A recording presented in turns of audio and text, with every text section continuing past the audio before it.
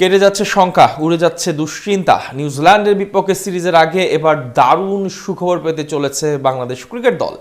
নিজেদের শক্তিমত্তা দ্বিগুণ করতে আসছে পুরনো বিশ্বসেরা অলরাউন্ডার, যেই খবরের আশায় অপেক্ষা করছিল কোটি কোটি ক্রিকেট ভক্ত। নিউজিল্যান্ডের বিপক্ষে আসছে সেই সুসংবাদ। বাংলাদেশ দলের জন্য এমন মন ভালো করার মতো খবর নিয়ে বাকিটা জানবো রিপোর্ট।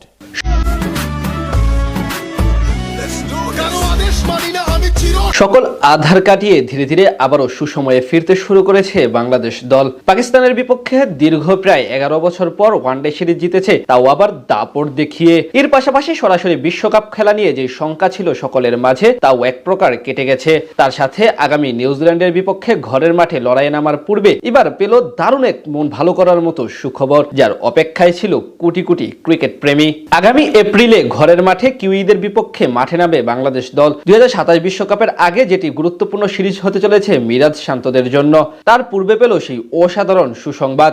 বিশ্বকাপ নিয়ে এখন থেকেই সকল পরিকল্পনা সাজাচ্ছে বাংলাদেশ দল। সেই কথা মাথায় রেখে ধীরে ধীরে এগিয়ে যাচ্ছে সকল প্রস্তুতি নিয়ে। পাশাপাশি বিশ্বকাপে কেমন স্কোয়াড হবে সেটি নিয়েও ভাবছে টিম ম্যানেজমেন্ট।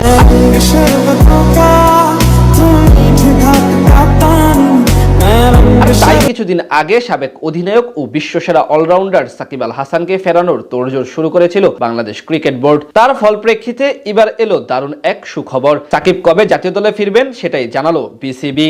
বাংলাদেশের ক্রিকেট ইতিহাসে সর্বকালের সেরা ক্রিকেটার ধরা হয় সাকিব আল হাসানকে। ব্যাট ও বল উভয় বিভাগে তার অভিজ্ঞতা এই মুহূর্তে বড্ড জরুরি টাইগারদের জন্য। বিশেষ করে 2027 বিশ্বকাপে ভালো কিছু করতে চাইলে সাকিবের অন্তর্ভুক্তি বাড়তি পাওয়া হতে পারে সমর্থক, অধিনায়ক এবং টিম ম্যানেজমেন্টের জন্য। সাকিবকে ফেরানোর গুঞ্জন উঠেছিল পাকিস্তানের বিপক্ষে সিরিজেই, কিন্তু নানান কারণে সেটি আর সম্ভব হয়ে ওঠেনি। তবে আগামী নিউজিল্যান্ডের বিপক্ষে সিরিজেই আরো একবার জাতীয় দলে প্রত্যাবর্তন করতে পারেন মিস্টার 75। সোমবার বিসিবির কার্যালয়ে সাংবাদিকদের সাথে আলাপকালে এমন ইতিবাচক ইঙ্গিত দিয়েছেন বিসিবির ক্রিকেট অপারেশনস কমিটির chairman Nazmul Abedin Fahim. Cricket board থেকে সাকিবকে গ্রিন সিগন্যাল অবশ্য আগেই দেওয়া হয়েছিল, বাকি ছিল কেবল অন্যান্য মারপ্যাচ। সেই কাজটাও দ্রুততার সাথে সমাধান হচ্ছে বলে জানান ফাহিম। তিনি বলেন, সাকিবকে নিয়ে যেসব কাজ চলছে তা বেশ দ্রুততার সাথে হচ্ছে। সেই পরিপ্রেক্ষিতে আমার মনে হচ্ছে যে হয়তোবা আমরা সামনে কিছুদিনের মাঝেই দেখতে পারবো সাকিব দেশে ফিরে এসেছে। তবে দেশে ফেরা মানেই দলে ফেরা নয়, ফাহিম মনে করে দিয়ে আরো বলেন, সে আসার পর দলে খেলা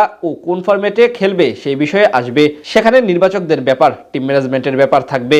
আগামী এপ্রিলের শুরু দিকেই বাংলাদেশে আসবে নিউজিল্যান্ড দল। কিউইদের বিপক্ষে সিরিজে তাকে পাওয়া যাবে কিনা এমন প্রশ্নের জবাবে অবশ্য আশা ব্যক্ত করেন ফাহিম, যেটা বাস্তব হলে দারুণ এক ব্যাপার হবে বাংলাদেশ দলের জন্য। সাকিবের মতো একজন অলরাউন্ডার এবং মিডল অর্ডার ব্যাটার এই মুহূর্তে ভীষণ প্রয়োজন বাংলাদেশ জাতীয় দলে। আর তিনি যদি সত্যি সত্যি যোগ দেন তাহলে কেটে যাবে সেই শঙ্কা।